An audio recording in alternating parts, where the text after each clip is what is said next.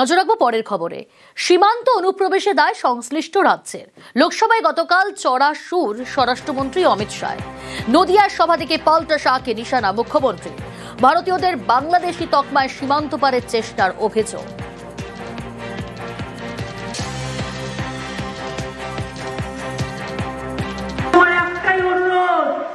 Border এরিয়ায় যেখানে BSF আছে ওদের ধারে কাছে যাবেন না। এখানে একজন স্বরাষ্ট্রমন্ত্রী আছেন, তিনি করতে পারেন না এমন কোনো কাজ নেই। তার দু চোখ দেখলেই মনে হয় ভয়ঙ্কর দুর্যোগের বার্তা, দুরভিসন্ধি। এক চোখে তার দুর্যোধন, আর এক চোখে তার দুঃশাসন। তিনি বললেন এদের সব বাংলাদেশি বলে বাদ দিয়ে দাও, এদের রোহিঙ্গা বলে বাদ দিয়ে দাও। রাজ্যে ডিটেনশন ক্যাম্প হবে না, ফের আশ্বাস মমতা বন্দ্যোপাধ্যায়। দীর্ঘদিন জনপ্রতিনিধি হওয়ার পরেও নাগরিকত্বের প্রমাণ, কেন্দ্রীয় কমিশনকে তোপ তৃণমূল নেত্রী।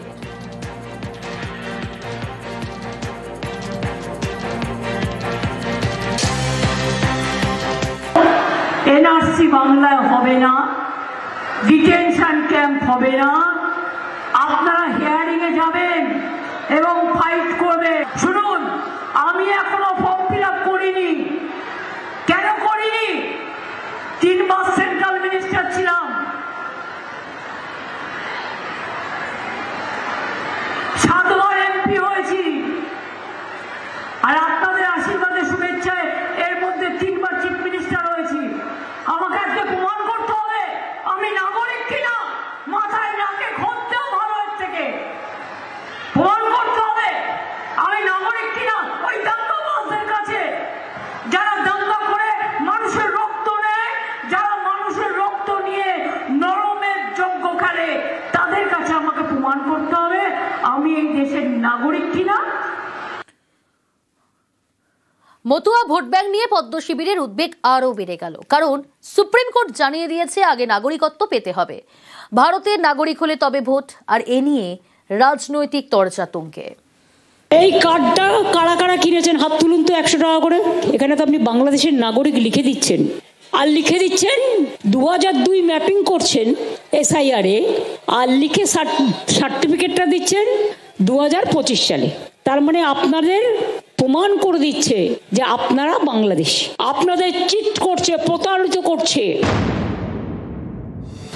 পশ্চিমবঙ্গের বেশ কিছু আসনে মতুয়ারা বড় ফ্যাক্টর। রাজ্যে SIR চালুর পর থেকে তাদের অনেকেই উদ্বেগে। এ নিয়ে সুপ্রিম কোর্টের দ্বারস্থ হয় উত্তর 24 পরগনার একটি বেসরকারি সংগঠন।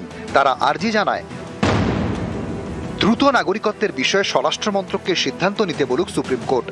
যারা নাগরিকত্বের আবেদন করেছেন তাদের নাম আপাতত SIR পরবর্তী ভোটার তালিকায় তোলা হোক। এই মামলার শুনানিতে মঙ্গলবার সুপ্রিম কোর্টের প্রধান বিচারপতি সূর্যকান্ত এবং বিচারপতি জয়মাল্য বাগচির বেঞ্চ বলে, আগে নাগরিকত্ব পেতে হবে, তারপরেই ভোটারের মর্যাদা মিলবে। সিএতে নাগরিকত্ব চাওয়ার অধিকার আছে ঠিকই, কিন্তু প্রতিটি আবেদন খতিয়ে দেখে নাগরিকত্ব নির্ধারণ করবে কেন্দ্রীয় সরকার। নাগরিকত্ব নির্ধারণের আগেই ভোটার তালিকায় অস্থায়ীভাবে নাম তোলার কথা সুপ্রিম কোর্ট কিভাবে বলবে? অনেকেই মনে করছেন এতে আরো প্যাঁচে পড়ে গেল বিজেপি।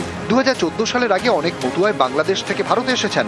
19-এর লোকসভা ভোটে এই মতুয়াদের নাগরিকত্ব পাইয়ে দেওয়ার প্রতিশ্রুতি দেয় বিজেপি। তাদের বড় অংশের ভোট নিজেদের ঝুলিতে ভরে। 21-এও মতুয়াদের অনেকেরই সমর্থন পায় বিজেপি। এবার সামনে 26-এর বিধানসভা ভোট, তার আগে চলছে SIR। মতুয়াদের অনেকেরই আশঙ্কা SIR এর জেরে তাদের নাম ভোটার তালিকা থেকে বাদ পড়বে, বিশেষ করে যারা 2014 সালের আগে বাংলাদেশ থেকে এদেশে এসেছেন জানিয়ে, যারা সিএর অধীনে নাগরিকত্বের আবেদন করেছেন কিন্তু এখনো ভারতের নাগরিকত্ব পাননি। তথ্য বলছে প্রায় 40 লক্ষের বেশি মতুয়া সিএতে আবেদন করে এদেশে নাগরিকত্ব পেতে চান। গত বছর থেকে 50,000-এর বেশি মতুয়া সিএতে আবেদন করেছেন। এর মধ্যে 400 জন ভারতীয় নাগরিকত্বের সার্টিফিকেট পেয়েছেন। বিপুল সংখ্যার মতুয়া যারা এখনো নাগরিকত্ব পাননি তাদের মনেই আশঙ্কার মেঘ, কারণ সুপ্রিম কোর্ট জানিয়ে দিয়েছে আগে নাগরিকত্ব পেতে হবে, তারপর মিলবে ভোটারের মর্যাদা। এখন আবার যে সুপ্রিম কোর্ট যে রায়টা দিয়েছে, এতে তো আমাদের মাথায় কিছু ঢুকছে না যে আমরা কি তাহলে কোনো নাগরিকত্ব কার্ড পাবো না, বা ভোটাধিকার আমাদের থাকবে না, দেশ কি করবে, আমাদের নিয়ে কি করবে, কী সিনেমিনি খেলছে আমরা তো বুঝতে পারছি না। শান্তনু ঠাকুর কয়দিন বলেছে যারা মতুয়া তারা কেউ বাদ যাবে না, সমস্ত মতুয়ারই ভোটাধিকার থাকবে, কিন্তু এখন আবার কি রায়? আপনাদের নাগরিকত্ব এবং ভোটার তালিকা নিয়ে আপনাদের অথই জলে ফেলে দিয়েছে এই বিজেপি। সুপ্রিম কোর্টে যে শুনানিটা যে প্রবণতায় চলছে, তাতে যদি আগে নাগরিকত্ব পরে ভোটার হয়, যারা নাগরিক হবেন না তারা তো ভোট দিতে পারবেন না। কোনো চাপই নেই, কারণ সমস্ত সনাতনী সমাজ এবং পশ্চিমবাংলার নাগরিকরা প্রত্যেকেই তৃণমূল কংগ্রেসের বিরুদ্ধে ভোট দেবে। আর তৃণমূল কংগ্রেসের বিরুদ্ধে ভোট দিলে কাকে দেবে? ভারতীয় জনতা পার্টিকে দেবে। নিউজ 18 বাংলা।